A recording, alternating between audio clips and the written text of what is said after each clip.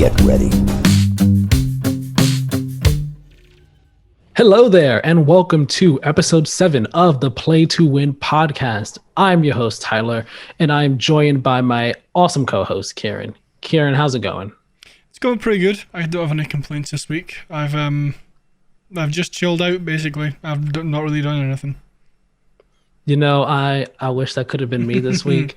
This week was one of the most stressful, almost borderline overwhelming weeks at work for me, because I'm like kind of training for someone else's position because they're going to be out like in a week and a half. Okay. So I'm going to be like kind of covering them while they're gone. Yeah. So I was like doing some training with them while also like I came back from a day off on Monday, and there was just like 100 documents on my desk that I had to make files for. So it's like I had to do that in addition to also doing this training stuff. And then it was just a lot. I managed to make it through. I managed to like get all the files made yesterday, because the thing is, the files all have due dates, and like 90% of them were due Wednesday or Thursday of next week. And I'm like, these need to get done ASAP so that the people who need to do stuff with them can have the time to do stuff with them. So it was a lot. It was a whole lot. I was mentally and physically drained every night this week, but we made it through. So hopefully next week won't be as bad. Hopefully not. Hopefully things will start to ease up. Yeah, I'm not expecting it to. I'm not expecting it to. This training stuff, I know it's going to be, you know, a whole lot more than it's going to be the following week, where it's like, all right, it's on you, bud. And I'm just like, just get me through this week, please. Yeah. But, you know, we'll cross that bridge when we get to it. So yeah, definitely wish I could have had a chill week like you did. But I will have a chill weekend. We'll talk about that in a bit, though. But this is, again, the Play to Win podcast, where we break down the week's biggest gaming news through in-depth discussions. Remember, you can follow us over on Twitter and Instagram at Play to Win Game. I almost messed it up. Almost did, but I caught myself. Follow us on Twitter and Instagram at Play to Win Game for updates on the show. We also tweet out and post different things on the social medias there. You could also, you know, just chat with us over there on those socials too, and submit questions to the Twitter and the Instagram for our question of the episode segment that we do each and every episode. That way you could join in, be a part of the show, be a part of the conversation. Remember to also subscribe to us over on YouTube at Play to Win. The podcast is always over there for video format. We also post new videos there every Friday. Just a non-podcast video. Could be anything from an analysis, commentary, preview, review. Yesterday's Friday video, Keiran posted. It was a commentary, him sharing his thoughts on why Xbox Live Gold needs to be sent to the graveyard. Yep.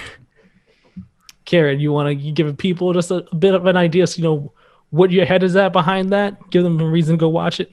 Yeah, Microsoft are not putting enough maybe not enough effort, but they're not putting the level of effort into games with gold and gold that they used to. They're now focusing on Game Pass, so I don't know why they wouldn't just merge the features that are still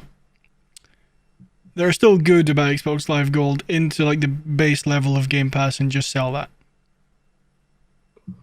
I can understand that train of thought. I'm sure a lot of other people share the same sentiment as you. But if you want to hear Kieran's full thoughts on the matter, remember to go check out that video on our YouTube channel, yes. Play to Win. Go check that video out. Go check out all our videos. The most recent Friday video I did was me sharing my thoughts and ideas I had on how battle passes could be better in games like Fortnite, Call of Duty Warzone, Apex, so on and so forth. Remember, just go check out the videos, subscribe to the channel, turn on notifications so you know when videos go live, so you can be one of the first people to watch them. Like on the videos, comment on the videos, share the videos around with everybody, and also just subscribe on your favorite podcast service, because we're not just on YouTube, we're on podcast services, you know, all around the place. So subscribe there, rate, review, so on and so forth. Do those things, share the show with everybody, with people you love, with people that you might hate, but you think would like the show. Just share it with anyone and everyone. We greatly appreciate it. So, with all that being said, we're gonna get into this show. This week on the Play to Win podcast, we are going to talk about Sony and Microsoft's fiscal year financials that have come out this week.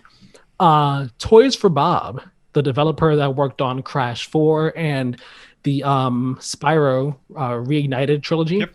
they've been moved over to Warzone. And we're going to talk about the CD Projekt bonus situation, in addition to a question of the episode that we have later on, and these brief mentions that we have to go through right now. So we have a fair amount of brief mentions here, but we will get through them pretty quickly because I don't think we will have too much to say about them. First up, Fall Guys for the Switch and Xbox has been delayed. It was supposed to come this summer originally, but that's now getting pushed back.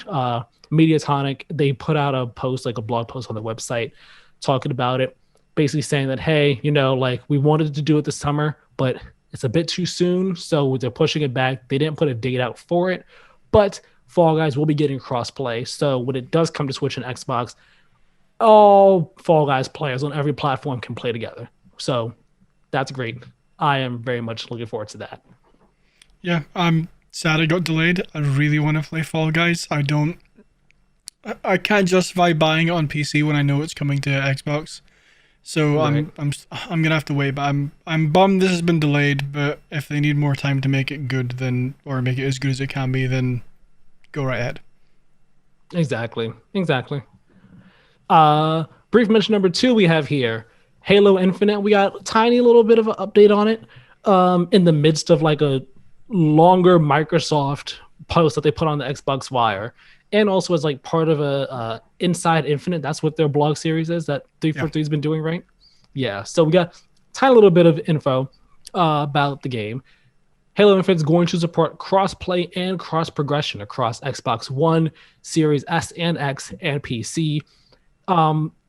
Honestly, this is something that I thought was a given. I feel like this was expected to be the case, given their plans for the game, but it was never officially confirmed or announced. So they've officially confirmed and announced it. And they also announced that the game is going to have a bunch of different PC features, including ultra wide and super ultra wide support, triple keybinds, numerous graphic options, and so much more. If you want to know more about it, definitely go check out the latest Inside Infinite that is over there on 343, the blog website. It's, the usual conversations with devs and everything, going in depth and in detail. And they have some nice pictures there to show you what it looks like 16:9, ultra wide, super ultra wide, with this field of view, so on and so forth. So go give that a look, see if you are interested in that at all. Yeah, I mean, I'm with you. Crossplay I thought would have been a given. I mean, Master Chief Collection is crossplay, so why wouldn't they put it in Infinite? Yeah, like when I read that, I was like, oh, okay, I guess okay. I expected this. This isn't really news to me. Yeah. But, it's news since they're just now announcing it. Brief mention number 3 we have is Konami backing out of E3. They were initially announced as one of the early commitments for E3 2021 this year, but yesterday, Friday, they announced that they are going to have to back out. In a tweet they posted saying, quote, "Due to timing, we will not be ready to present at E3 this year. We want to reassure our fans that we are in deep development on a number of key projects, so please stay tuned for some updates in the coming months. While we are not participating this year, we have great respect for the ESA and know that 2021 will be a great success. We will continue to support the ESA and wish the best to all participants at this year's show," end quote. So, I wonder what those key projects that they have in development are, but if it's better that they back out if they don't have time to show anything, and like if they don't have time to get the stuff ready, just back out instead of just like rushing to scramble stuff together and then having what you show look worse. Yeah, I mean, it's kind of the same thing as Fall Guys, right? If they're not ready to show anything, I'm very happy they're not. Like, I think everyone can learn from Cyberpunk that showing something way too early and then having it not live up to expectation can really backfire in your face. So I would much rather devs shift more from like showing things, when they think the public is ready to see them, when they might not be ready, the actual thing might not be ready to show. But switching more to when the game is ready to show it. Right. Brief mention number 4 we got here. Microsoft is changing their PC Store revenue share for devs from 70%, what it always was, to 88%. That puts it more in line to what the revenue share is for devs on the Epic Game Store. And Microsoft announced this in the same Xbox Wire post that they talked about the Halo stuff in. This Wire post was really just about their whole general strategy for PC gaming this year and in the future. And this little bit of information comes near the end of it. And they also link to, I don't want to say a longer, deeper post about this over on LinkedIn. But in that post, Sarah Bond over there at Microsoft, the CVP of Head of Game Creator Experience and Ecosystem. That's her official title, where she talks about this as well.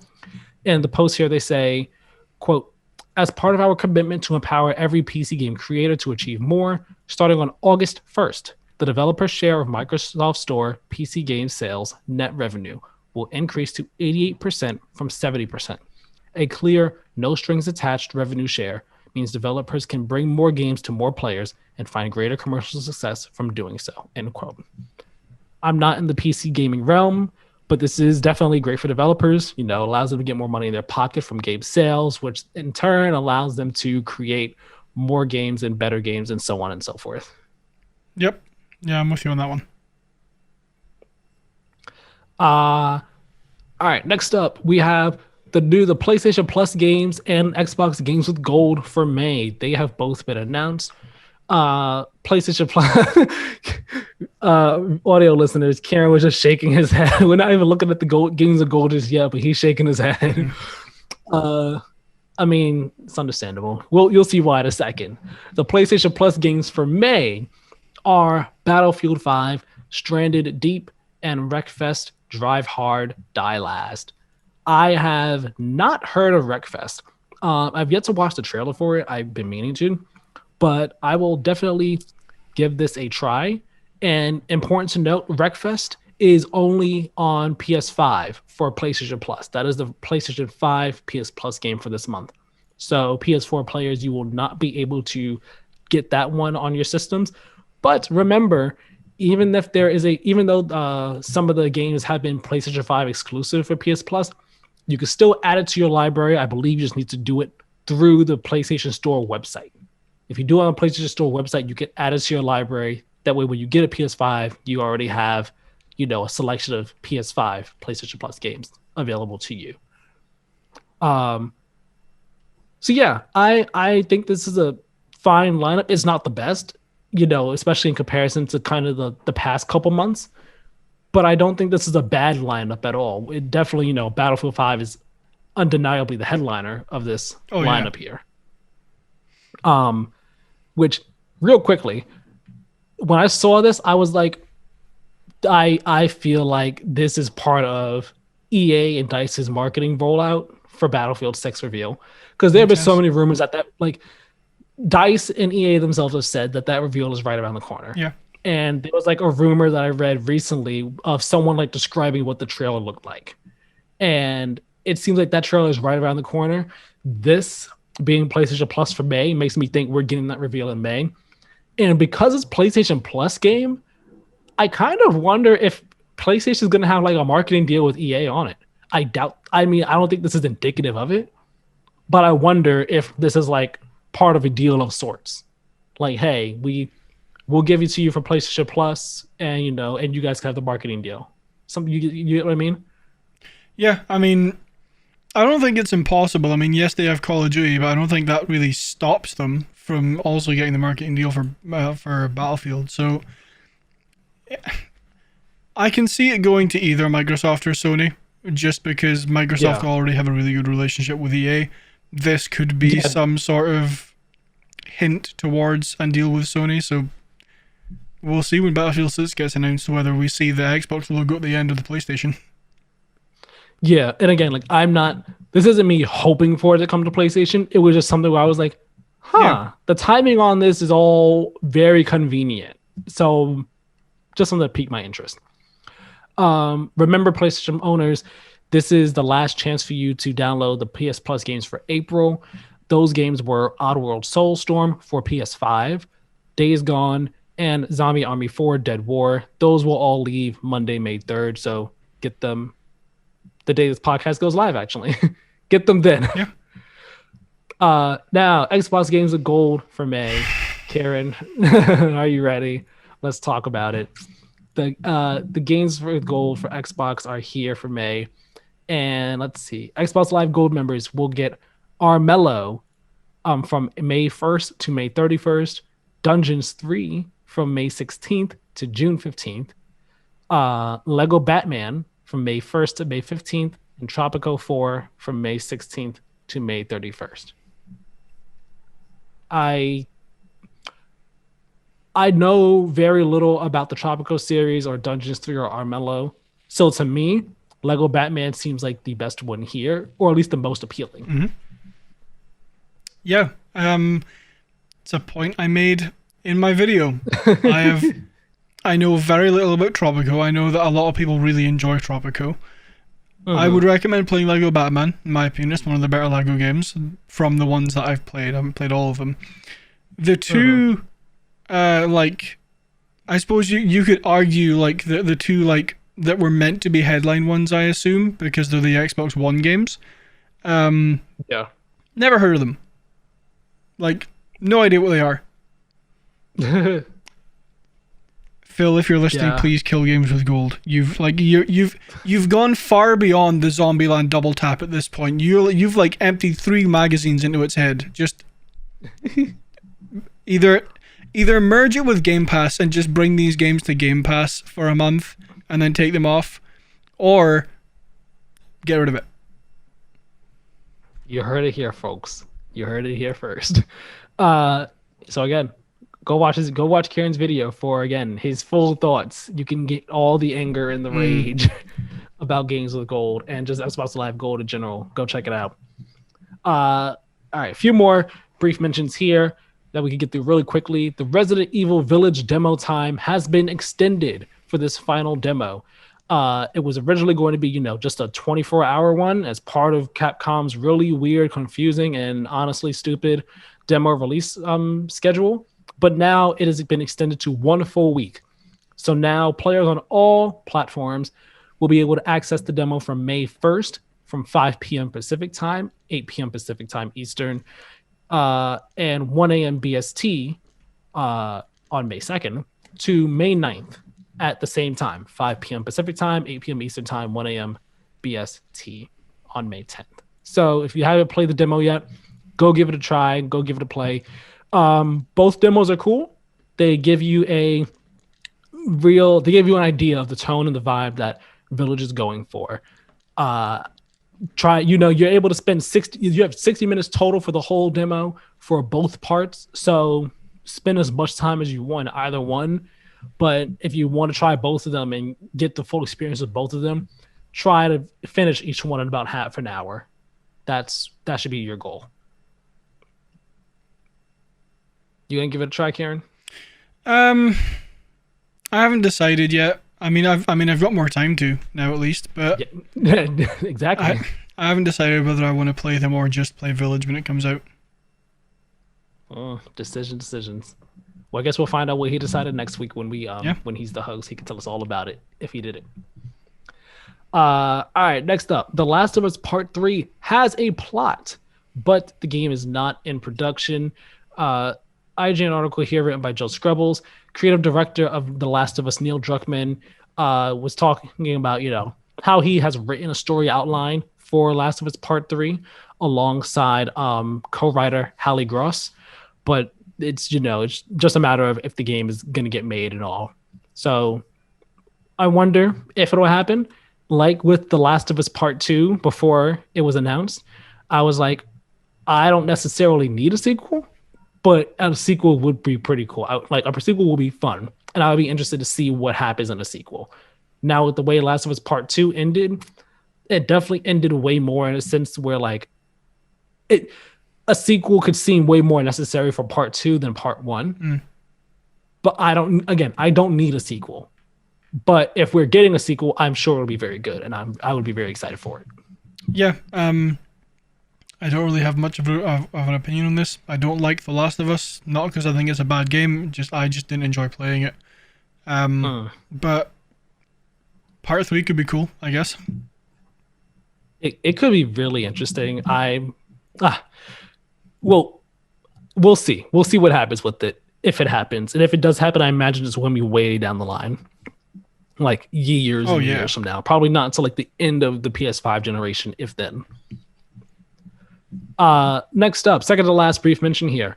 IOI, the developer behind Hitman and the new James Bond game that they are working on, is reportedly working on a fantasy game for Xbox. This comes from Jez Corden over at Windows Central. He says here that he's been hearing that Microsoft and IO Interactive, they've been, in talks about a fantasy game, fantasy RPG that has going by the project name of Project Dragon. And yeah, if this is the case, that is really interesting. It is. That's really interesting. I wonder what they could do. Yeah, I mean, I'm certainly very interested to see what that could be. I think IOI would be a very interesting developer to make a fantasy RPG. I can't even picture what that would look like, but I'd be very excited to see what they come up with. I will say, however, I'm not the biggest fan of like third-party exclusive games. I wonder if this one would be, well, no, I imagine this one probably wouldn't be time exclusive, because here in the article, let me go down to it. It says here that it's possible that the game is going to be part of Microsoft's Xbox global publishing effort. Yeah. So I don't know with that. I think with that those games end up being just like solid exclusives. They're not time exclusives or anything like that. If this is the case and it is exclusive, that would be, that'd be a great game. I don't want to say great game. That would be a great get for Microsoft, because you imagine the game would be great, or at the very least good. So yeah, it's interesting. I get where you're coming from. I fall on both ends of it, where I'm like, another paid for third party exclusive, but at the same time, I'm like, you know what? This seems like a pretty good game. This seems like it could be pretty cool. I don't think this is a end of the world type deal. No, I don't think it's end of the world. And believe me, the Xbox side of my brain is going like, yes, I really want this exclusive for my own. Give me it. But the like industry half of my brain is like, your first party is first party for a reason. In my opinion, those should be the people to make exclusive games for your platform, and third party should just do whatever they want. Maybe,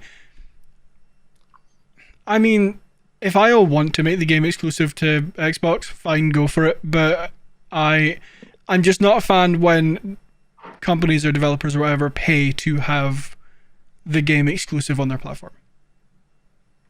I see what you mean. Yeah, I feel we've talked about this before, especially when it comes to like the whole Bethesda situation and all. Much bigger scale than this, of course. Yeah. But yeah, I get what you mean, and I feel like for me, it kind of comes on a game by game basis, depending on what the game is and like who the developer is and so on and so forth. Like how strongly I feel about it.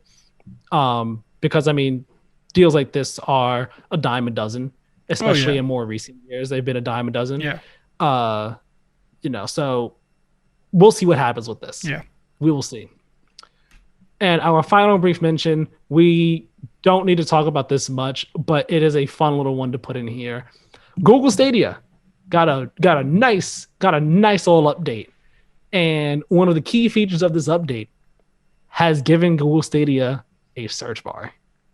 Yes, you heard that right. Thank goodness I was sitting down. You heard that right.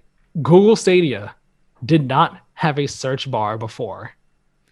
Stadia has been around for what? It's been around since 2018, 2019? Yeah, I was going to say 2 or 3 years. It's been around for quite some time. Didn't have a search bar all this time. I didn't know that. I would have thought that a search bar Yeah. would have been like, a given to have. Didn't have one. My Not until this week. my favorite thing is the title of this IGN article written by Adam Backhurst, which is Google Stadia, from the company that revolutionized search engines, finally has a search bar. Yes. It says after more than 500 days. So like a year and a half. Yeah. I guess we could say a year and a half. They now have a search bar. Interesting. And there's also a fanbite article written by Imran Khan. He reviews the search bar. It's funny because, and as they say like on the tweet, like it was meant to be a joke at first, but then they're like, wait, hold on, like the search bar is actually not that great. Huh. So they did a real review of it. So definitely go read that because I read it this morning. It's funny, it's cool. So yeah, those are all of our brief mentions. It was a fair number of them. I feel like we got through them pretty quickly because there really wasn't too much to say about any of them. So now we're going to get into the real meat of this episode, starting with our first story, that being Sony and Microsoft's financials for their fiscal year that, just kind of wrapped up. We've been talking about numbers a whole lot on the show the past couple weeks because this is that time of year where companies release their financial information and so on and so forth. I don't think we'll spend too much time talking about these, but these are interesting numbers. So first up was PlayStation. The PS5 sold 7.8 million units in its first fiscal year on sale, surpassing the PS4's 7.6 million. Karen, we said that this was going to happen. Oh yeah. Yeah, I mean, I would very much doubt that it wouldn't have happened, because as soon as Sony makes a PS5, it's sold. Exactly.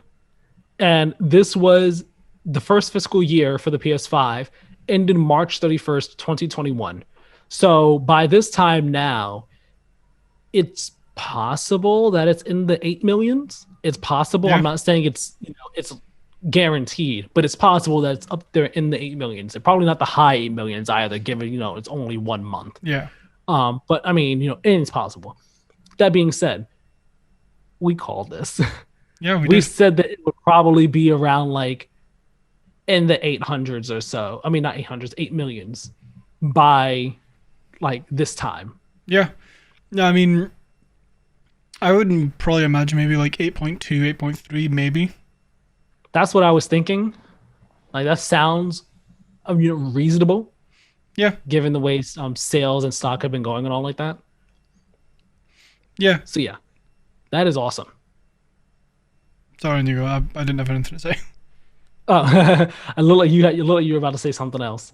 So yes, and they have a plan to exceed the PS4's 14.8 million in second year sales. So from April 1st of this year to March 31st of 2022. Do you think they will do that? I think they'll do that by the end of this year. Honestly, I wouldn't be surprised. I I would not be surprised. Like, I'm fairly confident they'll do that by like October if they can make enough units. Yeah, and that is the thing. It's all about the fact that supply is not being able to keep up with demand right now. Yeah. And that is honestly the only thing that has caused the PS5 to only sell 7.8 million units. Because as we keep saying, if the pandemic had not been affecting things the way it was, the PS5 would have sold way more than it currently has. Do you think that if the pandemic hadn't affected it, they would have sold 14.8 million by now? Because I do. You do. With again, I did like a weird math thing in my head a few weeks ago, but like there's like 115 plus million people who have PS4s, right? There's it has to be 120 million by now. That's 14.8 million would be less than 10% of that. So less than 10% of the people who own PS4s, I would argue, like over 10% of people who own PS4s would upgrade to PS5. That makes sense. I I don't know if they would have surpassed 14.8 million by this point if the pandemic had not messed everything up, but I think they would have surpassed 10 million. I don't want to say 14.8 million because I think that's a bit too ambitious. But I think 10 million is definitely a good number in my head. I think it's very possible they could have if they were able to have more stock and if they were able to continuously pump out like a good amount of supply, easily could have hit at least 10 million. I would say 12 million as a safe minimum. Yeah, like that's the highest I would go for like their minimum end. Yeah, I would agree with that. Because 14.8, I think that's a bit like I would love to say yes, of course, but I don't know if I don't want to get too ahead of myself on that one. Yeah, I quickly looked up. I can't see anything, but I was looking up to see if there was any figures on like, from like the Xbox 360 to Xbox One, or the PS3, PS4, how many percentage of people upgraded from that, or from a PS3 to a PS4 Pro or something like that. But I can't find anything. Well, reading this article on IGN by Joe Scrubbles titled "PS5 has outsold PS4 in its first fiscal year on sale," it goes on to say that the PS5 selling as much as it has is a major success, and it contributes to Sony's game and network services division having its biggest ever year, bringing in approximately $25 billion in revenue. And then he points out something that industry analyst Daniel Ahmad mentioned on Twitter, saying that, let me see. I'm going to hold on a second. I lost my track. Here we go. Saying here that, as analyst Daniel Ahmad points out, hardware sales made up 20% of that $25 billion revenue, while digital software reached 21%, and add-on content, which includes microtransactions and DLC, made up a huge 34% of revenue, presumably due to the increased popularity of free-to-play games. And as you might expect, physical games were a less successful story in the last financial year, only accounting for 5% of revenue, even beaten by sales of PlayStation peripherals at 6%. And then when you look at Daniel Ahmad's tweet here regarding this, he has a nice little pie chart, little pie graph over here. So console hardware for the fiscal year 2020 to 2021. Console hardware was $4.88 billion. Packaged software, so physical software, $1.30 billion. Digital software, $5.12 million. Add-on content, $8.59 billion. Subscriptions, $3.61 billion. And other, $1.54 billion. Which I think is just, these are great numbers for Sony. Yeah. They had a fantastic last year. When you think about the fact that, yeah, we were in a pandemic, so people were trying to buy more consoles since they were all at home all the time. So buying the consoles, and then you have just the game sales just skyrocketing. You have Final Fantasy VII Remake, which, while not a PlayStation game, not PlayStation first party game, was PlayStation exclusive. So Final Fantasy VII Remake, then The Last of Us Part 2, then Ghost of Tsushima, like kind of like in a back-to-back-to-back, hit. And then end of the year, you have the PS5 come out, Spider-Man Miles Morales, like we just leave it at that. Miles Morales in the fall of the year. Mm-hmm. Yeah, Demon Souls was there too, but Miles Morales was definitely the sale winner for the end of the year for Sony. This is a fantastic final year for the PS4. Oh yeah, 100%. Sony always do well for themselves. I mean, I don't think that's ever really been a question. In terms of like consoles sold, games sold, I think in peripherals sold, if I'm correct as well, they're ahead of Xbox. So I definitely don't think they can complain at that. Mm-hmm. Yeah, and I wonder, like, looking at Daniel Ahmad's thread here, he has a graph here showing the millions of PlayStation Plus subscribers, and it is around it is ending at 47.4 million. I wonder like how much that number is going to grow as the generation goes on, as PS Plus gets more value, because they're going to try to add more value to it, aside from just like the video pass, with what they're doing with the free games, the type of free games they're adding on there. That's definitely is going to grow as well. And then PS5 has a PS Plus collection, which is just incentive to be subscribed to PS Plus. That way you get all these, not generation defining PS4 games as soon as you get your PlayStation 5. Like, Sony's doing a great job over there. And am I understanding this graph right? There's only 47.4 million PS Plus subscribers? Yes. Seems very low. I guess so. But I mean, when you think about it, free-to-play games have, really taken the world by storm in recent years, and you don't need PS Plus to play those free-to-play games. No. So I'm sure a lot of people only play Fortnite or only play Warzone. Yeah. So they have no need for PS Plus. Like, they might not be interested in the free games. The other games that they play, they don't need PS Plus to play online. So Warzone, Fortnite, Apex, other free-to-play games, they're like, I don't need Plus for that. I'm good. Yeah. I mean that's a very good point. To that point, I wonder how many people are going to drop off Xbox Live Gold now you don't need it to play free-to-play games online. Because I can almost guarantee you right now, nobody's staying for the free games. That's actually a good point. I actually never thought about that. And I wonder what that number is too. Because if there's what, 98 million... Well, there's 98 million Xbox Live members. There's not 98 million Xbox Live Gold subscribers. So I'd be very interested to see how many people drop off Xbox Live Gold now that they have made, free to play games, basically free to play. And I also want to know, I doubt I ever will, but I also want to know how many people are now going to move from from Xbox Live Gold to just Game Pass, because they might just play Fortnite, but they also might play Skyrim or something like that through Game Pass. Yeah, it's interesting. That is an interesting proposition. I've actually never thought about that. And then, hang on, one more thing. I would also like to then see, if people just sign up for Game Pass, how many more switch to Game Pass Ultimate rather than just Game Pass, to include online multiplayer, to then play things like Master Chief Collection, Sea of Thieves, Gears 5. And you see, I think that's how they get people. Yeah. You drop the free to play, then it's like, okay, well, I'm not paying for gold, but I want to play Skyrim, so I'll just get regular Game Pass, because it was the same price as gold anyway, so why not?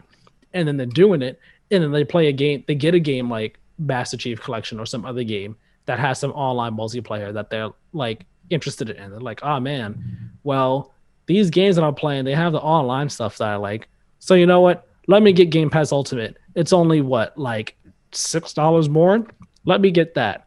And now bam, they're a Game Pass Ultimate subscriber. They were already in the Game Pass ecosystem. You're just paying more now for Game Pass. And I mean, even if I'm sorry I've steered this conversation towards Xbox when we're talking about PlayStation, but we're gonna get there in a moment.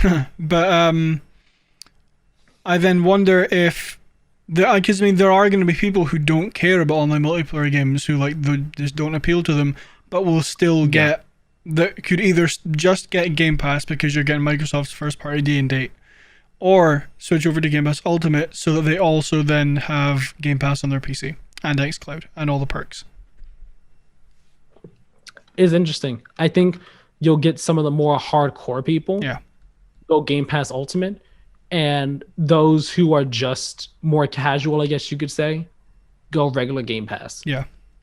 If in terms of people who just drop off from gold entirely, now that it's not needed for free to play games, I wonder. I wonder when we'll see those numbers. Maybe in a couple months, maybe like the summertime. I hope so. I guess it was maybe when financial stuff comes out again. Yeah. I don't know the exact calendar schedule and all, but yeah, that'll be interesting to see. I really want to know what those numbers look like. But sticking on Sony just a tiny bit longer, I want to say that they've had a they've had a great first fiscal year for the PS5. They had a great, fiscal year as a whole, with PlayStation and all like that, with their numbers and stuff. There's this article here that IGN has, also by Joe Scrubble, saying Sony to aggressively invest in first-party studios and third-party exclusives. I didn't put it in the doc just because I didn't know if I'd bring it up. But it came from a Sony earnings call, again, after they released all their financials, where Sony CFO Hiroki Totoki talked about the company's plans and all like that. And he explained that the company wants to enhance its exclusive offerings and is going to do so in two different ways, saying, quote, "We intend to continue investing in partnering with external studios in addition to aggressively investing in our in-house studios," end quote. And then moving on down a bit in the article, in terms of Sony's own PlayStation Studios group, Totoki made clear that it would be hugely increasing the amount of money given to first-party developers on top of what it already spends, saying, quote, "We plan to increase development personnel and other costs in our in-house studios by approximately $183 million year on year as we further strengthen our in-house software," end quote. So this all goes to me to say that Sony is going to go harder than, I don't want to say harder than they ever have before, but they're going to go even harder on their first party devs and their first party games, because they know that, as we have said before, that is their bread and butter. Yep. So if they can give them the money that they need to either staff up or the money that they need to make their games the best that they can be, if they can do that in order to have games that can, compete with Xbox and, dare I say, Game Pass, and keep people in the PlayStation ecosystem or attract people to the PlayStation ecosystem and platform, then, that's what they're going to do. And I think that, I wonder if this is how long this will work out for them. I wonder if this is a plan that will only really work out for a year or two before they have to kind of reevaluate what they want to do in terms of competing with Xbox. I mean, at that point, it will really depend on where Game Pass is, and how well that's doing. Because if that's doing super well, then at a certain point, you would imagine Sony would have to kind of pivot their strategy somewhat, because at that point, their exclusives might not be enough. Yeah, I mean, I think Microsoft is already doing that in a way. So, like you said, it depends where Game Pass is in a few years. But, I mean, PlayStation's always going to be fine. They're leagues ahead of Microsoft in exclusives, which is arguably the thing that drives people towards your platform. But I think the reason Microsoft is buying a bunch of these studios is to try and combat Sony with exclusives, match Sony with exclusives, however you want to phrase it. Like, yes, I mean, it's to make their first party stronger, but I would argue that it's also to maybe not so much try and overshadow Sony, but try and get on the same level. Yeah, and it's all about, making Game Pass way more appealing and valuable. Yeah. It's like Game Pass, as people say, Game Pass is the Netflix of gaming. And they are trying to get as much stuff exclusive to Game Pass as possible to bring you into their ecosystem. And not just stuff, good stuff and great stuff. Yeah. Because there's the Game Pass games, as people call them, games like The Media, which people would say is a Game Pass game, I guess you could say. Or maybe the one that you're going to talk about later on in the episode. But they, just like Netflix, Game Pass cannot have just a bunch of Game Pass games. There need to be good quality things there that make you come and subscribe there and then stay there. And then you're like, oh, well, there's this other thing here too. It's not as good, but I'll give it a try. Yeah, no, 100%. They're going to continue to innovate Game Pass. Sony's going to continue to innovate what they do in their first party to try and make the best product that they can to bring more people to their platform or their ecosystem. Now, speaking of Xbox, Rebecca Valentine from IGN has an article here talking about their financials titled "Xbox Enjoys Its Best Third Quarter Ever with an Assist from Bethesda," saying here, Microsoft's gaming division just had its best Q3 ever, not only thanks to ongoing sales of Xbox Series S and X, but also in no small part due to them basically tacking an extra entire company onto their revenue for the last 3 weeks of the quarter. So in their earnings today, Microsoft reported gaming revenue was up 50% year over year, jumping from 2.35 billion for the same period last year up to 3.53 billion this year. And that's not a record quarter overall, because Microsoft's gaming revenue for October through December of last year was past 5 billion for the first time during that 3-month period. But it's a record for the January through March quarter. Keiran, $3.53 billion.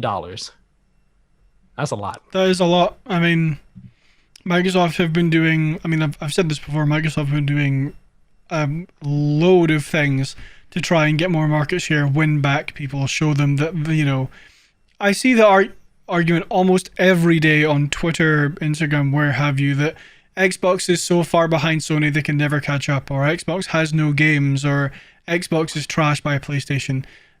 If Xbox was trash and nobody liked it, why are they making $3.53 billion? Like, yes, they are behind Sony. Yes, they have a long way to go to catch up and win back a lot of people after the whole Xbox One thing, or the whole Xbox One generation that wasn't, you know, the best. Far worse than the 360 generation in terms of games, in my opinion. But they've been doing a lot of stuff to get people back. 3.53 billion. If it's going up 50% year over year, I reckon that number is only going to go up from here. Well, let's get these numbers here. So, hardware sales jumped up a bunch too. So January to March of 2020, hardware sales, they were at a certain level. The article here doesn't say, but this year they jumped up 232%. Yep, that's huge. That kind of shows just how many people were buying Xbox Ones. And as Rebecca notes here, given the first 3 months of last, people were kind of waiting for the new next gen consoles to be announced and everything like that. So holding off on buying consoles makes sense, but it still it goes to show that like not many people were buying Xboxes, and this new next gen consoles for them have just brought in a bunch of people. Yeah, I'm not surprised. I mean, if you look at the Series X, are they still using the tagline, the world's most powerful console, for the Series X? I don't know. I haven't heard them say that for a while. I mean, technically it is, but I don't necessarily agree with it. But but no, I'm not surprised a lot of people are buying Series X's. A lot of people were still on the base Xbox One. So if I was still on a base Xbox One, I would be trying my damnedest to get a Series X. Right. If financially, viable. Viable, yeah, that's the word. And then they also note here that Xbox content and services revenue, which is their software, Game Pass, and everything that's not hardware, essentially, that rose $739 million, or 34%. That's a lot. Yeah, it's a huge jump, and I would put that. I would say maybe not over 50%, around 50% of that might have been Game Pass. I wouldn't be surprised if a good amount of that was. I would not be surprised. Yeah.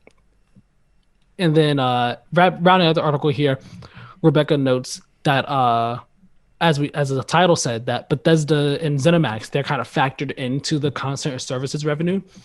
So she says here, Microsoft officially completed its acquisition of ZeniMax in March, meaning the company's revenue for the final 3 weeks of the quarter was lumped into everything else Xbox gaming.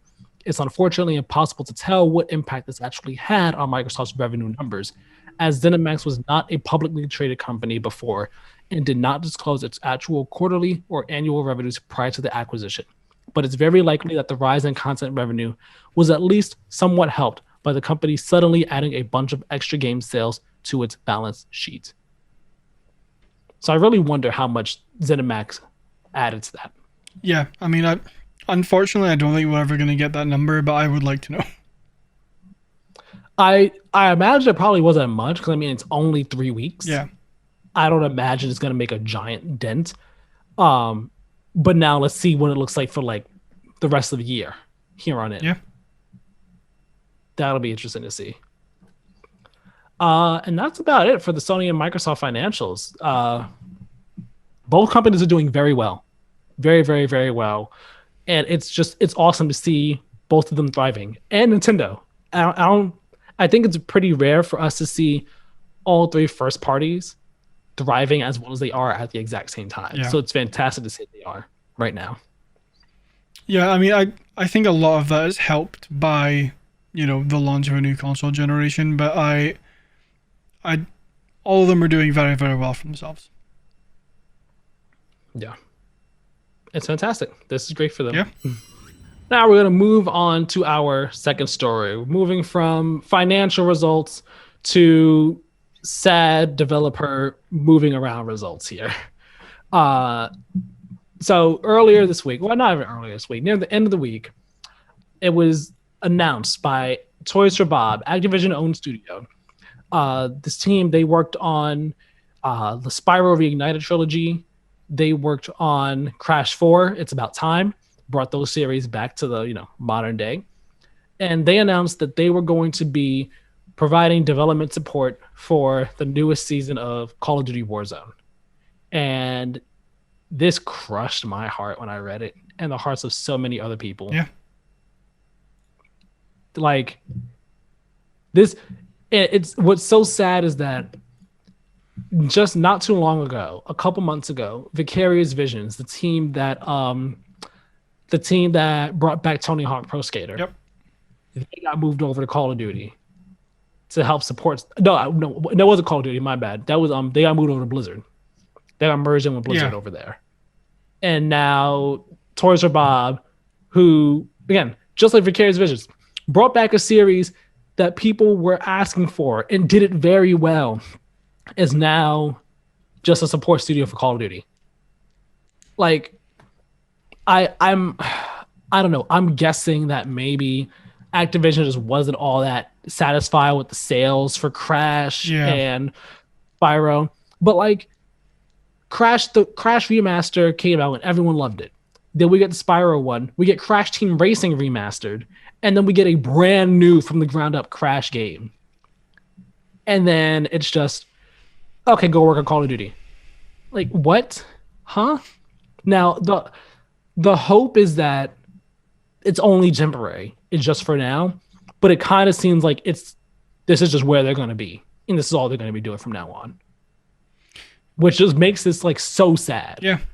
Yeah, I mean, absolutely. It's taking away in my opinion, I'm not a game developer, right? I've never worked in the industry, but in my opinion, it's taking away all the fun of being a game developer. Like you become a game developer to work on games you want to work on, not, hey, you're going to go and support Call of Duty. Like, yeah, I mean, Activision, maybe instead of assign or Blizzard or whoever, I can't remember who owns who, but like, instead of using all your studios to go and work in your biggest game, hire more people. If you're struggling for a development team, hire more people. Lord knows you can afford it.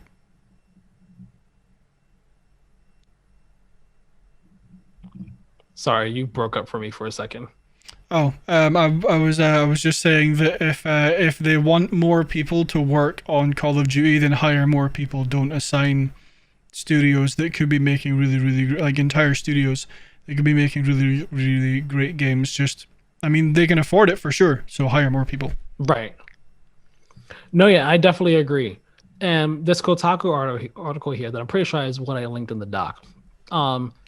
It points out all the studios that Activision owns that are working on Call of Duty. Now, I'm going to read down this list.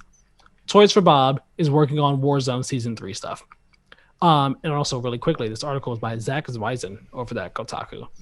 Raven Software has been a support studio for COD since 2010, and they were a co-developer on Black Ops Cold War this past year. Activision Shanghai is doing Call of Duty Online. Demonware is doing server support for the series. High Moon Studios that made the Transformers games, War for Cybertron, Battle for Cybertron. Those they are supporting Call of Duty. They've been doing that for a couple years now. Beanox, working on Call of Duty. They've been doing that since Black Ops 3. Beanox, before that, remember they made some of the Spider-Man games. Spider-Man Shattered Dimensions, Edge of Time, I think were the two of them. Like those games. That Black Ops, they're on Call of Duty now. Yep. And then you have Infinity Ward, Treyarch, and Sledgehammer, who all take turns lead developing their own games for Call of Duty. And it's just like what Call of Duty is clearly, like everyone knows, Call of Duty is like one of the best-selling games of the industry, period. And it's been the case for a while. And it's Activision's golden child. Let me rephrase that. It's the golden cow because they are going to milk the mess out of Call of Duty as much as they can. That's why we get one every single year, no matter what a Call of Duty game comes out. So it's like I can understand why they would do this. They don't want their golden cow to, not pump out as much milk as it could. They want it to keep pumping out a good amount of milk, even if it's lower than than previous years. That lower than previous years is still way higher than many other games ever see. So they want to keep getting that money. But again, Crash and Spyro were two games that people were begging for to come back. And Crash finally actually had a comeback. Spyro could have had a comeback. It had the remaster. It was out of the Skylander days. Maybe it was like it could have seen an actual redemption like Crash did. Yeah. But no, it seems like that's just not going to happen now. Those few years we had of Crash and Spyro being back just kind of gone. It's like Activision said, all right, you asked us enough. We gave it to you for a bit. Now take what you got and leave. Yeah. Little side note, I remember getting the original Skylanders for my birthday one year. Oh, really? Yeah. I can't even remember what year Skylanders came out, but 2011. So yeah, sorry, a little side note, but no, I mean this rubs me the wrong way. Like I can't stress enough how much I hate studios being bought and then being like, yeah, you can make all, like, you're getting more funding, you're getting more staff, you're getting more ability to make great games, and then like once they make a couple of great games, they're like, oh, we see how great you are at this, so we're gonna put you to support our cash cow. Right. Hate that. It's sad. It's sad, man. I wish that we were gonna be getting some more Crash games, because I haven't played Crash 4 yet, but I definitely want to. The Insane Trilogy is on PS Plus Collection, so I want to go through that. And then I want to do Crash 4. But man, like I felt so bad for everybody who's a Crash fan and a Spyro fan, because like it just seems like those games are done. It seems like we're not going to get another one for a very long time, if at all because Activision wants to keep feeding the Call of Duty machine. And that's not to say that I don't like Call of Duty. Again, I do like Call of Duty, but like, my gosh, that is like the only game Activision has. Basically, the only one. They published Sekiro, yes, but it's seemingly the only game they have, especially after Bungie went independent from them. So they no longer have Destiny under their belt. Yeah. So they're like, pump money into the golden cow. Just help that one out. Pump it out. And yeah, it's very scummy. I'm not a fan of this at all. Nope, neither am I. At all. Speaking of things that we're not all that big a fan of, CDPR management got some absolutely huge bonuses. Mm-hmm. Yeah. Keiran, before we get into this, do you have any preliminary thoughts? Not all your full thoughts, any preliminary thoughts just after reading the headline? Anger, frustration, disappointment. That's it. That's the TLDR version of my thoughts on yeah. Yeah, I completely understand. For me, it is more so just, I guess you could say, disappointment. It's not shock. It's not shock, but it's definitely like, really though?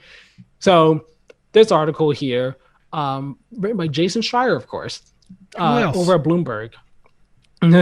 Written by him over at Bloomberg, titled "Cyberpunk Managers Still Win Big Bonuses After Shoddy Game Launch."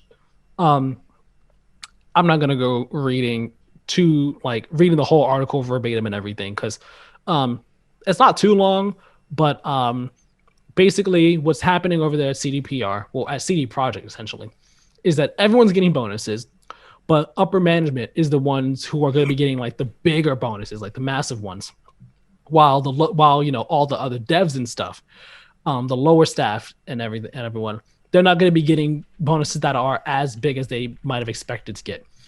And the reason for this is, they would have gotten bigger bonuses if the game had been delayed and received a better critical and commercial response, because then it would have sold more copies, and then in turn they would have gotten bigger bonuses.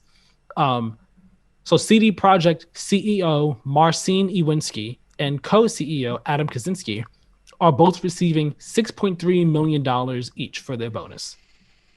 We'll pause there. How do you feel about that and what I've said so far? How much do you reckon that a developer, just like entry-level developer CDPR makes? I would, like, ballpark.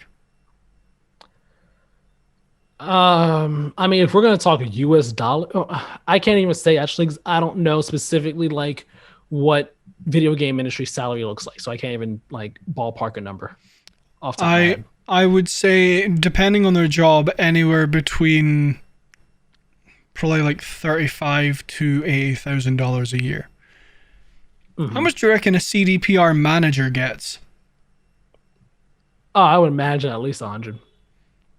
Yeah. I mean, upper management, I would say probably a couple 100,000 at least.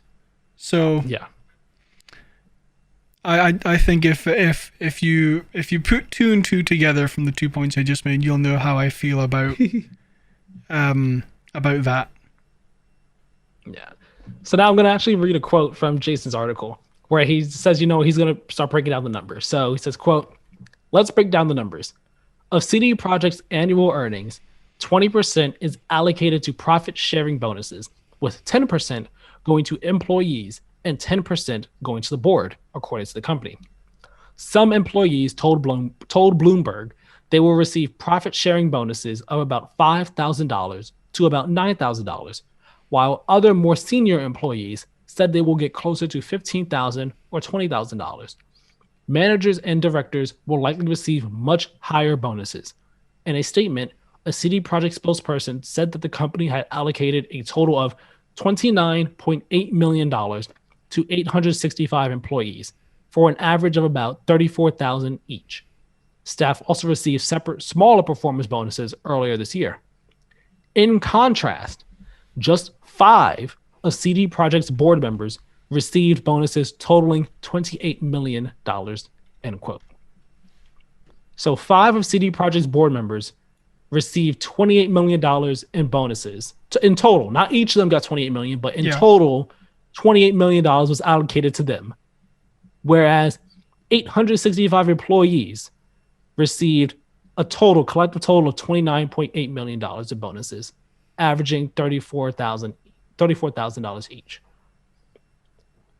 Now, again, grand scheme of things, you look at the number of employees, 29.8 million to all those people. It's a number that I guess you could say it makes sense when we look at the proportionality of it all like that. But it's the fact that 5 people and the board, $28 million just for those 5 people. You would expect that after the way this game turned out, the launch that it had, the critical lambasting that it received, the fan lambasting that it received, you would expect that the devs would get more in terms of bonuses, and that even if they didn't, which it gets explained here why in a moment, why it kind of shaked out the way it did, you would maybe expect that the board members would say, we're going to give some of our bonuses to the lower staff, maybe, as like a, hey, this is on the way things turned out is on us. So we're gonna give some of this back to you guys, as like a make good. So Kieran, you want me to read the other quote that I have here before I kind of toss this over to you to share your full thoughts on this? Sure, go for it. Okay, so jumping down a bit more in Jason's article, there was an investor call, and they were asked whether it was quote appropriate for the board to get such big bonuses, and Kaczynski, he had said that their compensation had quote always been tied to the company's profits. So he says here, quote, we earned this money and the company earned this money, of course, but more net profits, more bonuses, he said. So, well, we have results, we get bonuses, and that's the contract we have, end quote. So what he's saying here is that the reason they got as much money as they did is just because of contracts that were, made when you're working at the company. When you work at the company, you sign a contract saying this is how much money you will get if the game sells X amount, and this is how much the bonus will be if the game sells X amount, so on and so forth. Which all makes sense. That all makes sense, and so on and so forth. But given the way this game turned out, like I said, you would expect that they would say, hey, we're going to give some of this back to you guys. And that would be the moral and the right thing to do. Mm-hmm. Kieran, I want you to take it away. I'm going to go back a little bit to something you said earlier, which is, quote, everyone gets bonuses, though upper management is getting massive ones, while the devs and lower staff aren't getting ones that are as big as they expected. Would have gotten bigger bonuses, this is the part I really want to highlight, would have gotten bigger bonuses if the game was delayed and had a better response, which in turn would have resulted in more copies sold. Tell me, was it the developers' decision to not delay the game and rush it out? Not that it was not. Would it maybe be the board members and the executives who are getting this $28 million? It most definitely would. Yeah, so the reason that the people aren't getting bigger bonuses is because they chose not to delay the game and release it as is, which is what everyone had an issue with because they launched it very poorly. If they had delayed, the people would have gotten bigger bonuses, and everyone, I think, would have been happy. I'm not happy that they're taking $28 million in bonuses, which is, if they divided it equally among them, which I know they're not doing, is $5.6 million each. Whereas some of the people who actually worked on the game, actually did most of the legwork, is the reason this game exists, are only getting, what, on average $34,000? How the hell is that fair? How is that? Let's also remember that the devs crunched on the game a bunch too. We're crunching their lives off. Yeah. So, trying very hard not to swear. How is that fair? Because I don't think it is. I think that's incredibly shady. It's incredibly immoral and unethical that they are taking a bigger bonus for work they didn't do, and for 90% of the blame of the game being traced back to them. The developers wanted to delay the game. The developers would much rather have not worked as much when the game launched if they had delayed it. It is entirely not fair they are not getting a bigger bonus because the game was delayed and wasn't reviewed well and didn't sell as many copies. Not their fault, upper management's fault. Remove some of that $28 million for upper management, give it to the developers, and make a public apology you are taking this much money as a bonus. That's what I want. You see, I wonder if they could have, like, before the bonus was given to them, I wonder if they could have said, hey, we want to say, let's say it was, what'd you say, what, 5.6 million? Like math wise. If you divide it by 5, the 20 million by 5, it's $5.6 million each. So, like, imagine, like, if they had said, all right, like, let's each give, like, what, 2 million of our bonus. I don't know, I'm guessing 2 million of our bonus. So let's take 10 million out from this giant chunk, and give that. We want to give that to the people who worked on the game and everything like that. I imagine they could have made that request before, like, all of the contract is there. I imagine they could have made that request prior to them receiving the money. Maybe. or maybe they couldn't have. But I mean, even if once they get the money, maybe it's something that they could do after they receive the money and then give it to them. The point is, like you said, it's just that would be the right thing to do. That would be the moral thing to do, given the way that everything shook out.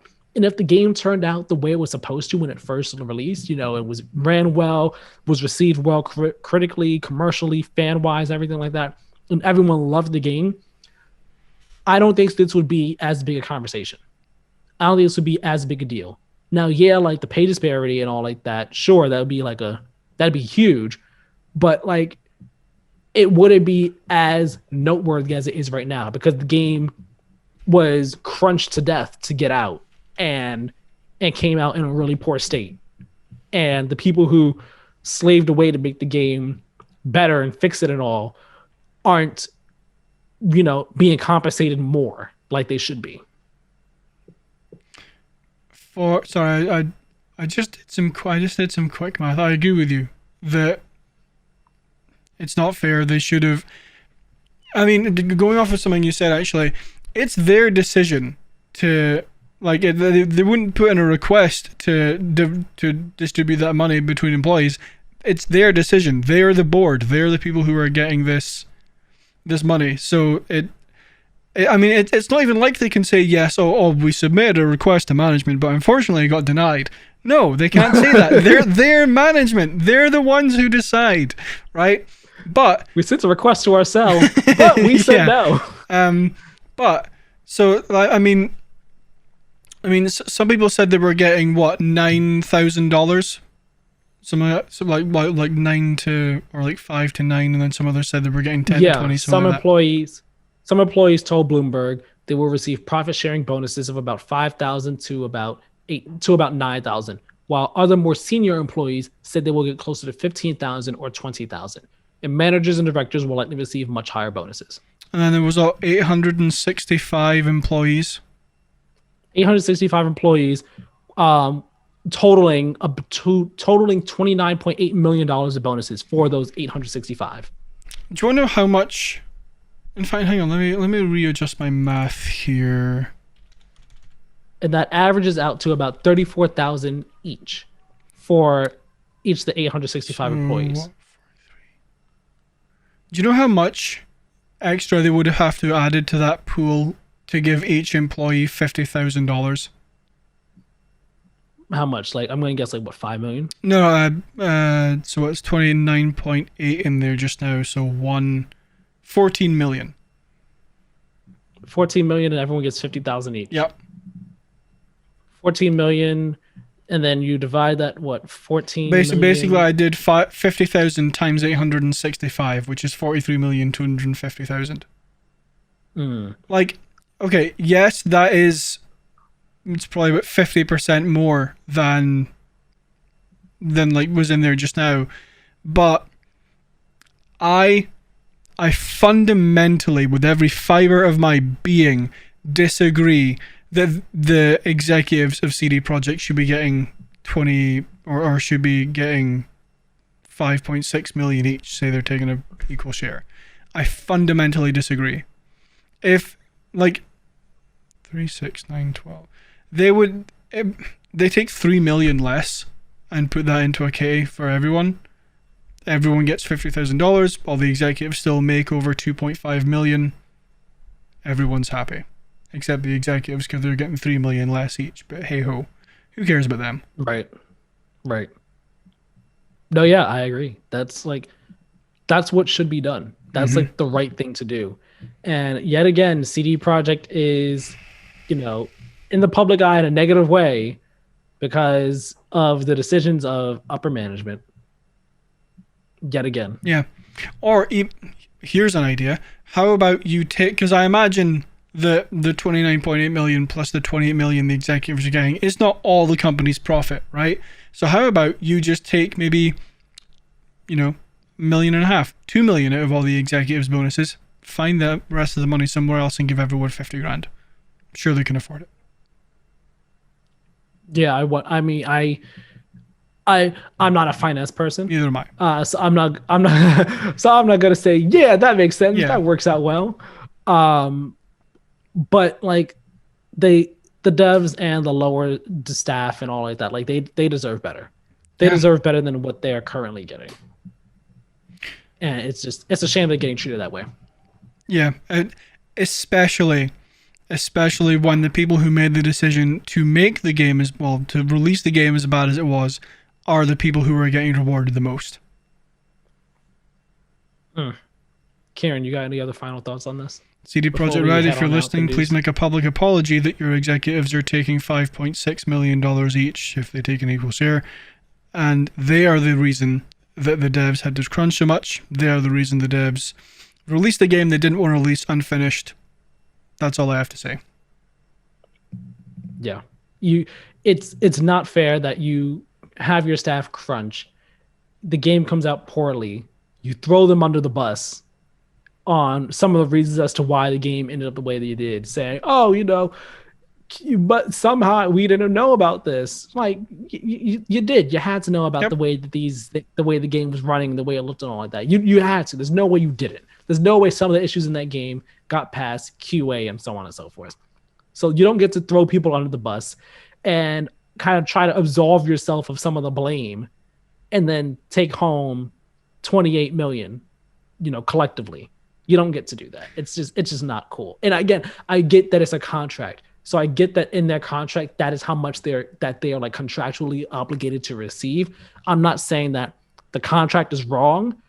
I'm saying that what you are getting, that, as we keep saying, let's voluntarily take some out from our contract, take some out from our bonus and give it to them. Yeah, I mean, I was ready to say something, but I can't entirely remember what it was. But yeah, I agree with you. It is not. Oh, no, I remember what I was going to say. Back to the point we were making that, like, they did know about the issues before they released, unless they misplaced all of their console dev kits. Like, unless they didn't have the means to test it on Xbox One, PS4, which means they wouldn't have the means to develop it for Xbox One and PS4, then they knew about the issues before launch. Yep. I actually forgot before we bounce out of this one. There is a bit of good news, there's a bit of silver lining here that Jason Schreier has to mention, saying here at the end of the article, the good news is that CD Projekt appears to be re-examining its practices in an attempt to keep staff from departing, a concern that Kaczynski acknowledged on the call. One employee said that this year, the company reevaluated salaries and increased wages for some of the lowest paid positions, such as testing, to align them with video game industry standards. It's a step that the company is, trying to fix things up. That way people can be paid what they're worth, and not less than what they're worth. But it's only a step, hopefully we see them actually continue to make bigger strides to treating the employees better, me, and all that jazz. Yep. So that's all we got to say for the news this week. Quite a bit of stuff there. Some good stuff and then some not so good stuff there. But that's a week in the video game industry, isn't it? Exactly. Now we'll move on to what we have been playing. I'll go first because mine are pretty quick, and I kind of want to hear a lot about what you have to say too. So played some Fortnite this week, and when I play Fortnite, I'm sitting here and like, this game is fun. I've never thought the game isn't fun, but like when I stopped playing years ago, I don't know what it was, like in that time between then and now, it's just like, man, the building, like the game is cool, but like the building is, so I can't wrap my head around it. Yeah. I still can't wrap my head around the building. It sounds like actual combat, like running around. Sure, I could do that. Barely. I could kind of do it in terms of like, all right, let me build this to work my way up the building so I can like stay inside the circle and all like that. When it comes to actual using building and combat, I don't even bother. Excuse me. I don't even bother. I don't even try because it's just not going to happen for me. And I'm sure I could win some fights if I actually try building during combat. Like one match, I was the second person. I lost, came in second place. Had I actually built some, I probably could have come in first place, but I didn't. Yet and still, though, that game is fun. And I feel myself getting better each time I Mm. play, even though I don't do much building. And my strategy when I play Fortnite is drop down somewhere, get stuff, and avoid fights. If at all possible, avoid fights. Only fight if necessary. Yeah. Don't go looking for fights. Just fight if necessary. And then whenever I make it to like the final circle, I like hide. I try to hide if I can, and just wait and see like who's gonna start fighting. And when I see people fight, I'm like, all right, I'll stay hidden and I'll keep an eye on the fight.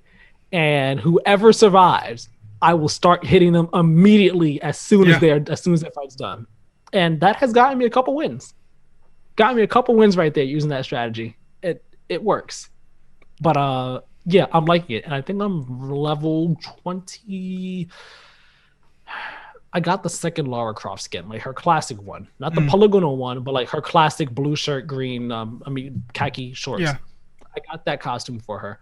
So I'm like mid 20s on the battle pass. And I haven't played every single day. Like when I've played, it's only been like a few hours. But yeah, I'm having fun with it. I'm really liking it. Yeah, I want to get into Fortnite. I really do. Like it looks like a lot of fun. It looks like a game I could have fun with someone to play with. Like my friends are like the people who are like, no, Fortnite's for kids, like those people. But I know I'm never gonna be able to compete with the people who are like Yamato Wood style, like hand like building stuff with their mouse. Like I'm never gonna compete with that. So I'm done. Did you ever you watch Family Guy? On and off. Did you ever see this episode? Or you might have seen this clip. There's an episode where I think Peter is like in a war with the Amish or something like that. Yes, I remember that episode. Like he blew up like a barn that they were hiding in, and then within seconds they had rebuilt it. Yeah. Like that is what it's like playing Fortnite sometimes. Granted, I have not come across anyone like that. Thankfully, I have not. But I'll come across people that like they like build like some stuff around them, like put some walls around them, put a stair so that they can like, go up. But like I haven't seen people build their houses yet. When I see someone start building their house, I'm just gonna be like, all right, what am I supposed to do? You got me, clearly. Have you watched Naruto Shippuden? I've started it like 3 times and I have yet to actually continue past like episode 8 or 9. I know like how it ends, generally how it ends. I know how certain like what happens to certain characters. Like, I know 2 specific characters who died. No, 3 specific characters who die. But I need to actually make my way through it. It's in the backlog. So I was going to say my biggest fear in Fortnite is coming across someone who like builds as fast as Kakashi weaves signs in his hand. Like, oh my god, no. No.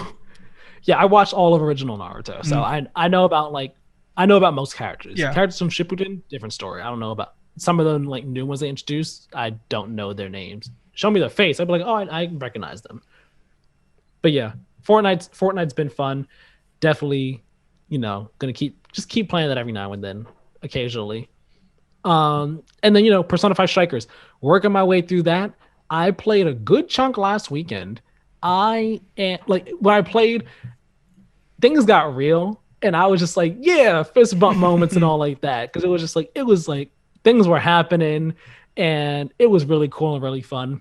For those who have played the game, I have just finished the Kyoto jail, and I am on the jail after that. Well, I didn't start the jail after that, but I'm in the city to do the jail after that. I forgot the name of the city, but I'm there so I can do that.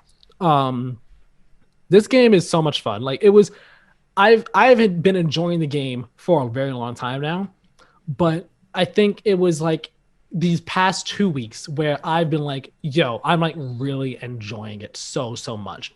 And I think part of that might be because like I've actually been finally able to go back to the game and like give it a good, like play it for a good amount of time when I do play it. As opposed to like when I first started playing it, I played it for maybe like a week or two. Then I kind of had to like put it on pause for a while and didn't get to play it as much as I wanted to. Um, and then it's also a matter of like wrapping my head around the gameplay, the combat of it all, because it's more like a Muso type of game. And I really don't play those games. I haven't played a game like that since the PS2 generation. Um, so adjusting to that and learning like how it actually works and how best to play it and like playing, get in fights and all like that, and understanding the story as well. Things really finally fully clicked a few weeks ago. And ever since then, I've just been like really enjoying this game so much. There are things about it where I wish it was more like Persona 5 and Persona 5 Royal. Things such as like when you're fusing personas to make new ones. And this game, you can only in this game, they tell you which ones you can fuse. Like they say, hey, this is what will be made. And you can only make the ones that are there. Whereas like in Persona 5 or Persona 5 Royal, you have your list of personas that you have yourself, and you can mix and match like the ones that you want to do, really like free as freely as you want to, no matter what level they are. Whereas in this one, you go to the fusion page, and it's like, all right, these are the ones that you can make, and some of them like they'll be grayed out because you'll have both personas, but one of them won't be of a certain level, which is a requirement that wasn't in Persona 5 Royal. Like, didn't matter what the level was, you could fuse them. Yeah. At least I don't remember there being a level requirement. So like things like that, I'm like, was this change really necessary? But again, it's also a very different game and all like that. So some of the changes, I understand why they were made, but some of them, I'm just like, I don't think this need to be changed. But I'm still very much enjoying the game, and I am liking it a lot.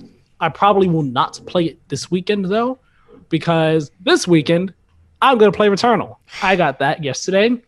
I did not get to play it last night because update. I had to install an update. Yeah. It's like 15 gigs, and it took some time, so I didn't get to play it last night.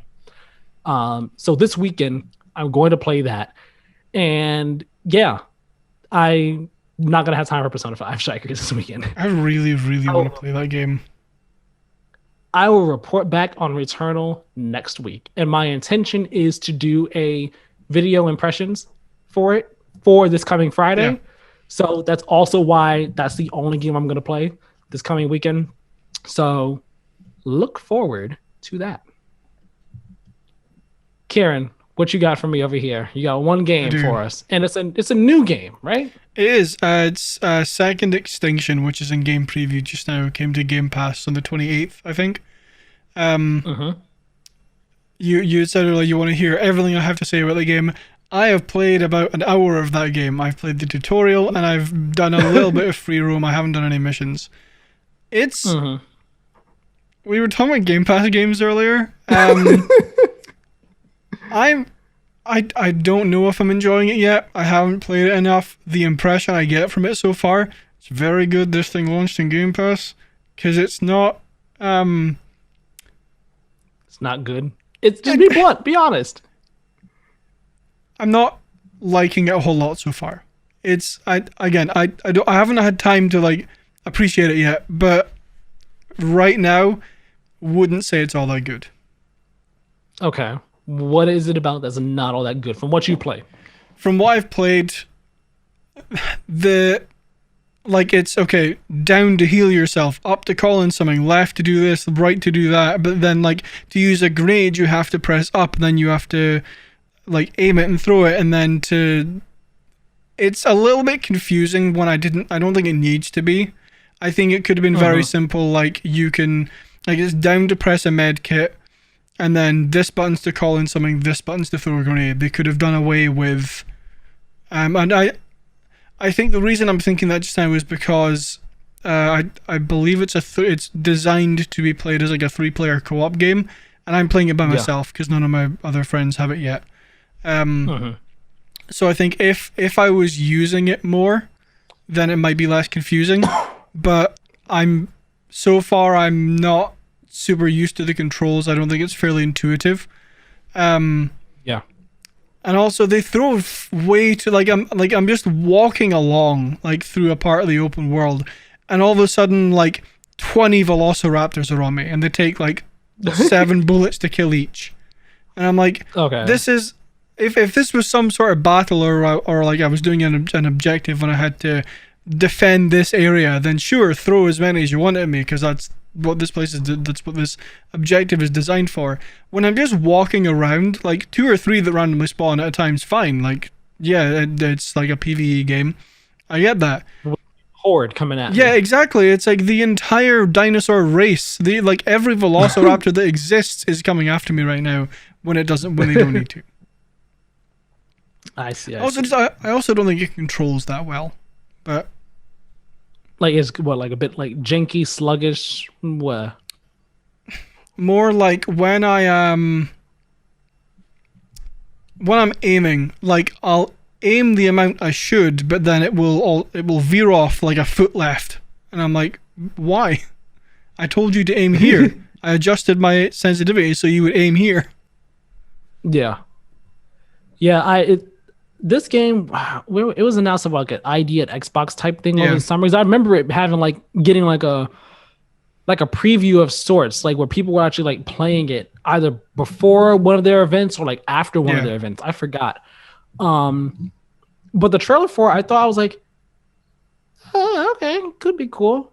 But I haven't read any articles yet. There's a Kotaku article I have tabbed that I want to read that's titled, "It's a shooter with dinosaurs, and that's enough for me."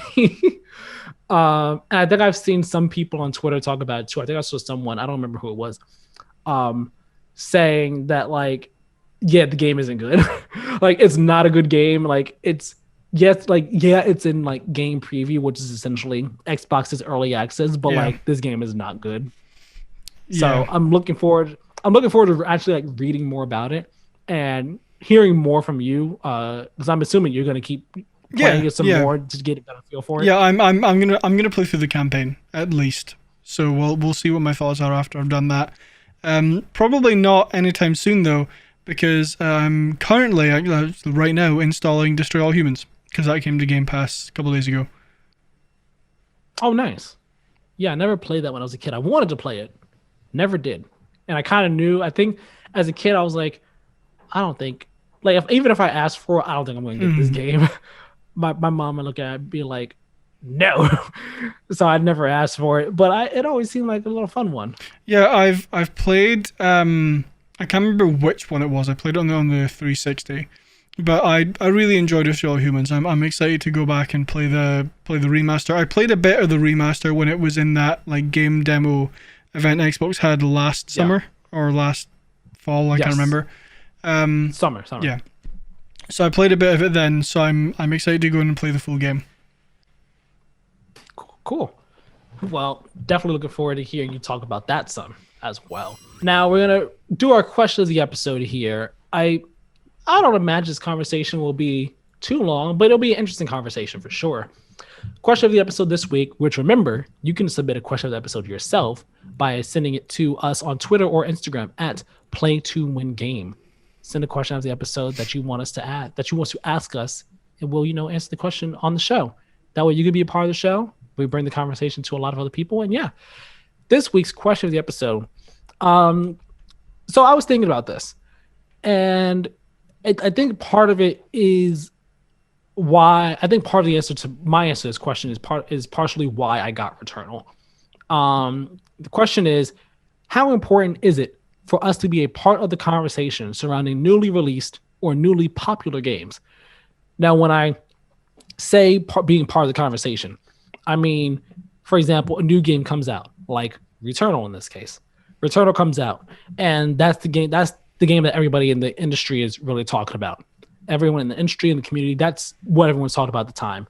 And when it comes out, if you have the game when it comes out, you are a part of that conversation. But if you get the game, let's say a year later, the conversation is not really there. No one's really talking about the game anymore. It's just you talking about it.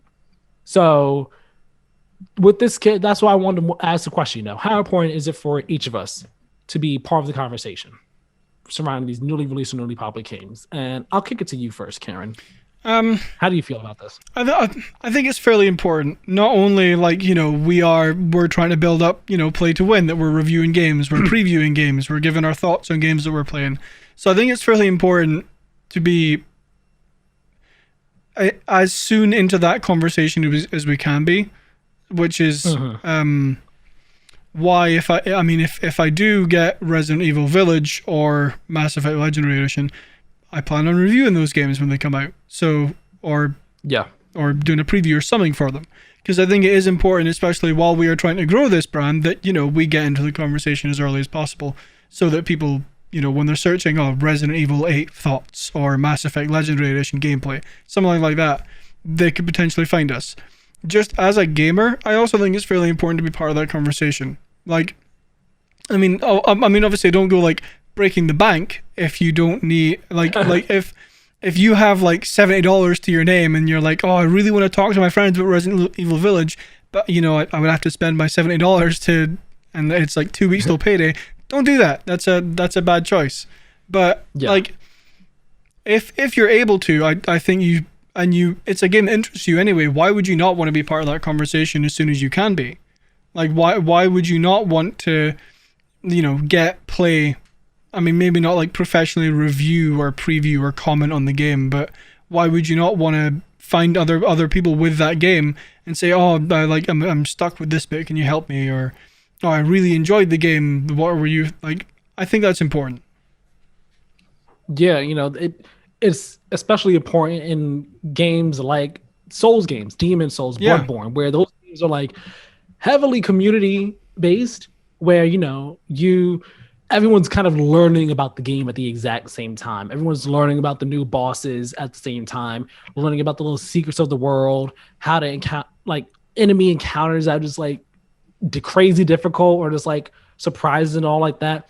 And the experience, I mean, I've never played one when it first came out, but from what I understand, the experience of playing one when it first comes out is very different from playing one years after it's come out, where you may already know about some of the secrets and surprises in the game and all like that.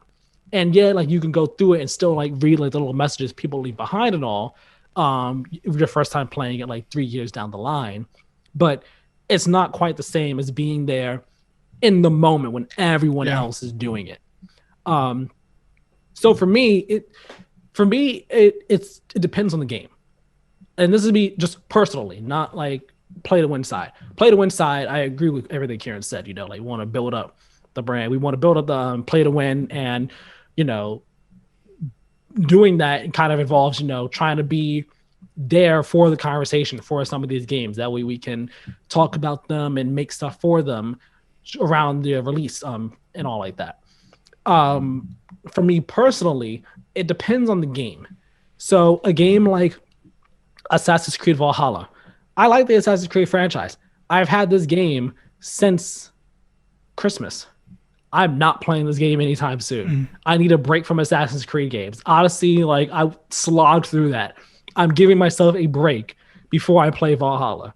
Maybe I'll play it this summer. I don't know. But I need a break from that.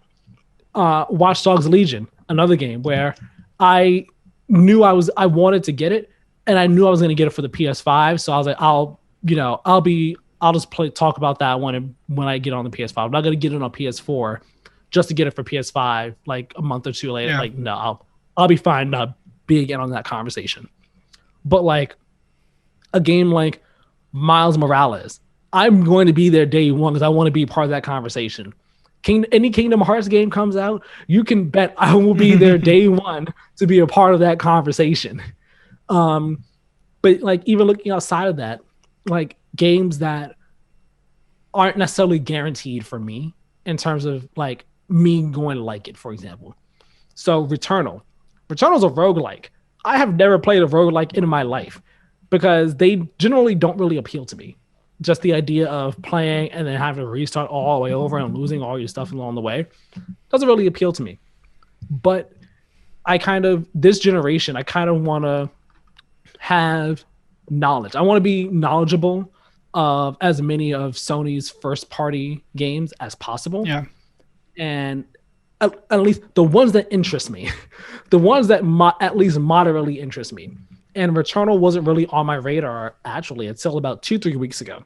I knew about it, but a few weeks ago I was like, let me read a bit more into it, look at it some more. And I was thinking about it. I was like, it seems like it could be really fun. It seems like something I would enjoy.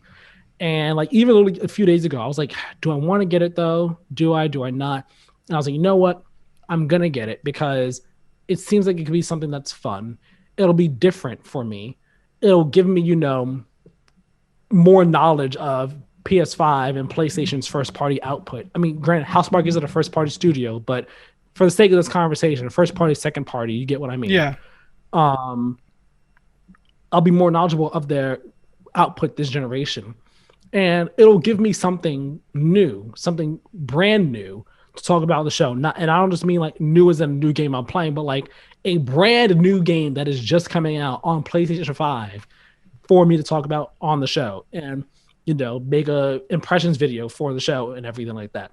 So that was also part of why I'm like, it's important for me with this game to try and be there as a part of the conversation for it.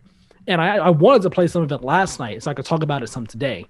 But again, update times, that was not happening. It was not happening. And I didn't have time to do it this morning before the show, play before the show, because I got my first COVID shot and I got back home, ate breakfast, and jumped right on this. But that's kind of where I fall on the importance of being a part of the conversation surrounding these newly released and newly popular games. And I think that's also partially why I went back to Fortnite to give it a try. Because aside from the Aloy costume and all the IPs they've been pulling in, they've just been like begging me for my money, and I'm just like resisted until now. Like Fortnite always does all these cool things, and I've been saying it so much. Like it's amazing the things that Fortnite does in their games with their events and all like that. And being a part, I can only imagine being able to be there for these events and experience them yourself, and be part of that conversation surrounding it has got to be like so much fun and so cool. So I think like subconsciously that was also part of why I said, let me download it again and try it. Let me try playing it again, see if I like it and all like that. And I'm liking it. So I think it's going to be there on the system for quite some time now. Yeah, I mean, going off of what you just said, that's the main reason that I think I want to play Fortnite again, is like they're doing so many cool things with like the Infinity War event that they had, or they had a Marshmallow concert, right? Yeah, Marshmallow's done a concert. Travis Scott has had concerts in the game. They screened I think they screened all of Tenet or some of Tenet. They had like an exclusive scene for Rise of Skywalker in the game. They've had like important social conversations held in the game and all like that. Like all that. I would love to be like a part of all of that stuff, because no other game is doing anything like that. No other game is having a concert from someone like Marshmallow, right? I mean, that sounds really fun to be a part of. So at some point, I don't think it's an if I get back into or I get into Fortnite. It's when I get into Fortnite at this point. So, but going back to something else you said a little bit earlier, it depends on the game, but for me, it depends on how much attention that game has, if that makes sense. Like when you compare, I don't know, like Halo Infinite, right? The conversation around that game when it comes out is going to be colossal. It is going to be the thing the gaming industry is talking about, unless something else, like catastrophic happens or something. But like you compare that to something like the conversation surrounding Second Extinction, something that not a whole lot of people are talking about, especially nobody out with the Xbox ecosystem, because they don't have it. But it depends on the game. I think it's important, if you're interested in the game, you're able to get it both financially and platform wise. And I think it is important that if you're interested in it, it's important to be part of the conversation at the start. But if not, you do you, I guess. Yeah, real quick, like you said, how like it depends on the game and how big it is, and like in terms of the conversation, you use Halo as your example. That's why I got Cyberpunk when I did. Like I initially, in the lead up to Cyberpunk's release, I was initially just gonna wait till the next gen version Yeah. came out. Um, but then I was thinking, I was like, huh, I wonder when that next gen version is coming out because I don't want to wait like a whole year to play it. Like, if it's just Mm-hmm. a few months, I'll do that. Yeah. But then in the lead up to it, I was like, nah, this ain't coming out for at least a year. So I was like, you know what? I'll just get it at launch. And I did. And luckily I had a PS5 to play it on. Uh, but that's the reason why I got it when I did, because I wanted to be able to talk about it. Because I knew, like, I mean, in addition to me wanting the game itself, like I knew everyone was going to be talking about that game. And like I want to be able to be a part of that conversation. Yeah.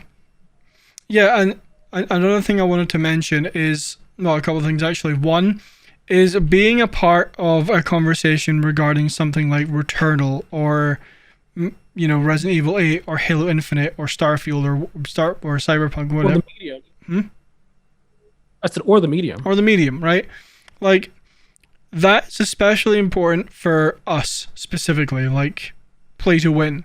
Like, the sooner we can talk about something, the sooner we get eyes on content we are making about, say, the medium, the better, right? Because that way, people might not have seen a bunch of stuff about it before. People might be more interested.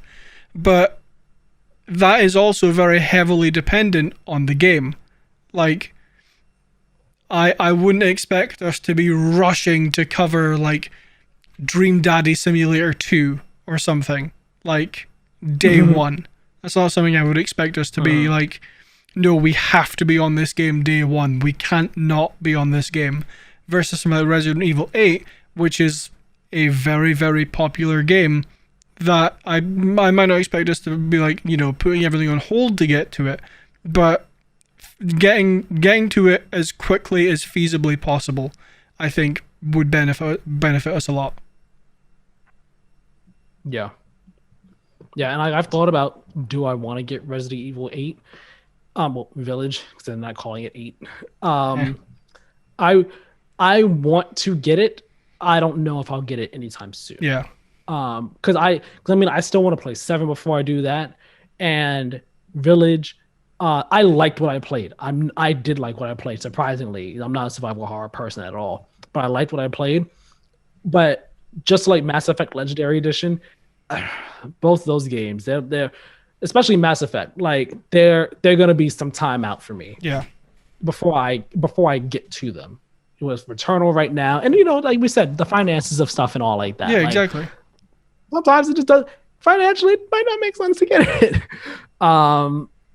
But no, yeah, like the next one I know for a fact that I'm getting will be Ratchet and Clank, and which, by the way, that state of play this week, game looks great. That game looks real good. Yeah, I saw there was a new trailer for it. I haven't had a second to watch it yet. Go watch the whole state of play. It's like 16 minutes long. It's Okay. just straight gameplay for the game. It's really cool. But that, I'm getting that day one. And it's crazy. That game is gonna come out the weekend before E3. So don't know when I'm gonna find time for us to actually talk about that. That game might not. Maybe we'll talk about it when we do like our E3 episode, or maybe we'll do it like after the E3 episode, because that E3 one we already know is gonna be big. Yeah. We'll find time to talk about that. Maybe the first piece of content I do for it, maybe the first time we do anything for it, maybe do like a preview or hand impressions, or I don't know. I'll figure that out when the time comes. But that's where things fall. So I guess we could say collectively for both of us, it's pretty important to be part of the conversation. Yep. Overall, it's pretty important to be part of the conversation. Some games it depends, but for the most part, we find it to be pretty important to be part of the conversation for these new games, or newly popular games, we could say. That is going to wrap up episode 7 of the Play to Win podcast. Thank you all for listening. Thank you all for watching. Remember, follow us over on Twitter and on Instagram at Play to Win Game for updates on the show, all that jazz. Send us questions for question of the episode. That way you can be a part of the show and participate, and we can, get people in on this. It's fun. That'd be fun to do. You can also chat with us over there on the social medias as well. Yep. We're open to conversation over there. Subscribe to us on YouTube, remember, subscribe. Hit the notification bell. That way you know when videos go live. As soon as they go live, you can be one of the first people watching them. And share our videos with everybody, anybody. Just share them, please. We love you guys, and we would love for more people to love us as well. And also remember to subscribe to us on podcast services as well. Rate, comment, like, review, all that jazz. Do all those things. Share the show with anyone and everyone. Check out Keiran's video that he made for the Friday video yesterday. Again, giving his thoughts on Xbox Live Gold and why it needs to head to the graveyard. Yep. Microsoft needs to take it out back, send it out to pasture.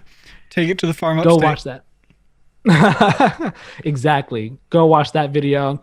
And also, if you haven't yet watched my video I did last week, giving my thoughts on battle passes and how they can be better, make sure you go give that a watch too. Yeah, all that stuff is cool stuff. It's fun stuff. Go give it a watch on our YouTube channel. Keiran, where can people on the internet find you? You can find me on Twitter and Instagram at badlynet, BADLYNET, all one word. You can also find me on Instagram, quick little plug, at badlystaps. I made a new Instagram account for like amateur photography stuff that I'm doing. So if you follow at badlysnaps on Instagram, you'll see some photos that I take. Nice. Go check out his new photography page, everybody. Give him a follow, give him some likes, shares, all that stuff. It'd be really nice. Oh, and also make sure you also, again, I cannot emphasize enough, follow his Twitter, help him out in his crusade to get a micro sensor brought over to the UK. Help him out with that, please. He needs support. Yep, 100%. What day is it? Like 90 something? Today was day 89, pretty sure. Something like that. He's getting close to 100 days. Getting close to 100 days. I don't know how close Microsensor is to budging, but if more people support the cause, maybe they'll budge a bit. Yeah, maybe. Yeah, today's tweet, I was like, "Hey, Microcenter, I found the perfect place for you to open a store," and I just put the picture of like the map of Scotland. Yeah, help him out, people. Help him out.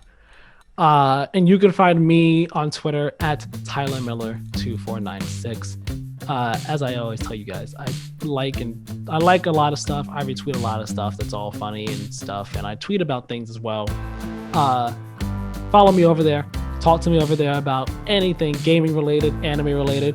If anyone watches Invincible, please talk to me about Invincible over there, because that last episode, I cannot get it out the back of my head. I watched Thursday night, and it's just been in my head ever since. That was a crazy episode, and I want to talk about it with people. So please follow me, talk to me about it. That's awesome. Thank you all so very much for watching and listening. We hope you all have a great rest of your day, week, night, what have you. And we'll talk to you next time. Have a good one. See you later.